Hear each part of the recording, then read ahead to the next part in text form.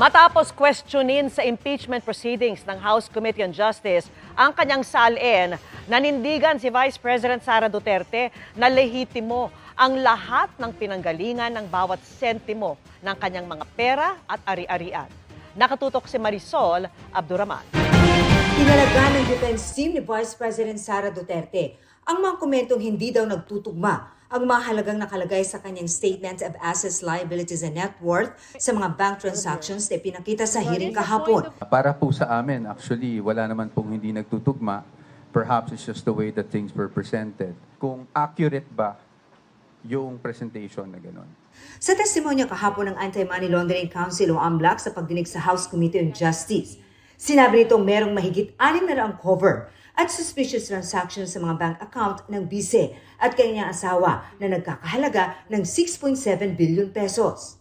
Suspicious transactions does not equate to any wrongdoing or unlawful activity. Perhaps the bank thought or tagged it as suspicious, so umakyat sa AMLAC.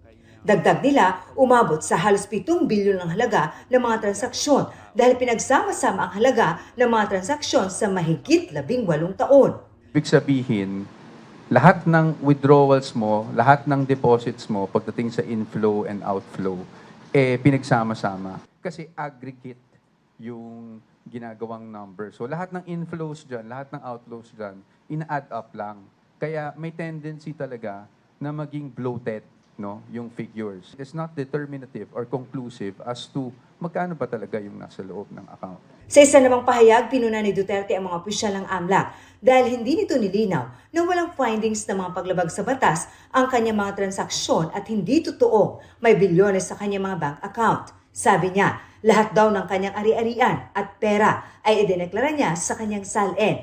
Ang bawat sentimo raw ay lehitimo at may kaukulang dokumento. Tinukoy din ng BISE ang inilabas na Notice of Disallowance ng Commission on Audit o COA sa confidential funds ng BISE.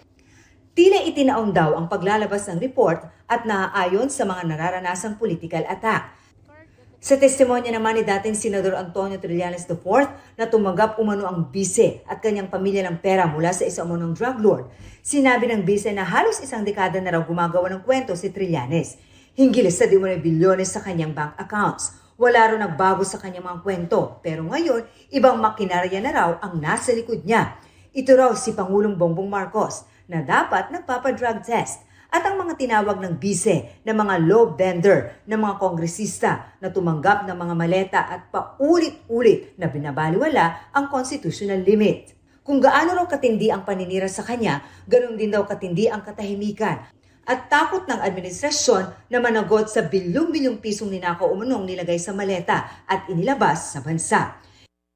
Muling iginiit ng defense team ni BISE ang kanilang naunang posisyon na sa tamang forum lang haharap at sasagot ang BISE at ang kanyang mga abogado. Naman ang kanyang abogado ang sinabi sa komite kahapon na hindi umuno nagdeklara ng cash on hand and in-bank ang BISE ng ilang taon sa kanyang salin. Gate nila, idineklara niya ito. She disclosed because it was all lumped under yung others.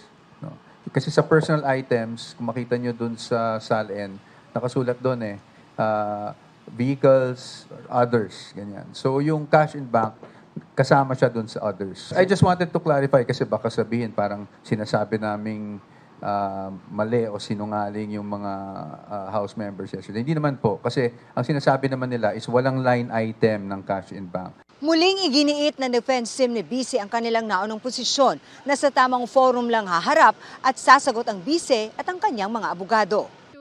Inaasahan na raw ng defense team ni Duterte ang mga presenta sa impeachment hearing kahapon, pero sasagot lamang sila sa tamang forum. A mere presentation of supposed evidence before a committee that is not authorized to conduct trial does not really amount to proof. It's because every evidence, whether it's something that you present in an ordinary case or in this case in an impeachment proceeding, must still survive scrutiny. It happens only in a proper trial before a tribunal or a body that has jurisdiction to conduct trials. Hinihinga naman ng reaksyon ang Pangulo at mga tanggapang nabanggit ni Duterte. Marisol Abduraman, Nakatuto, 24 Oras.